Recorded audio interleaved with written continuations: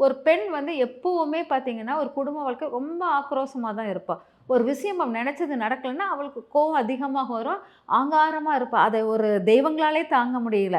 தாங்க முடியாமல் அந்த அகங்காரம் கூடும்போது, "மலையனூராக வெளியே வந்தால் அங்காளம்பாளாக இருக்கிறா." அப்படி இருக்கங்குடி மாரியம்மன்லேருந்து எல்லாமே அவ ரொம்ப இதா இருக்கும்போது, அவளை ஒவ்வொரு ரூபமாக நம்ம பார்க்குறோம். அந்த அகங்காரத்தை தெய்வங்களால தாங்க முடியாம பூலோகத்துக்கு அனுப்பி வச்சு அவங்கள கூழ்படுத்துறாங்க.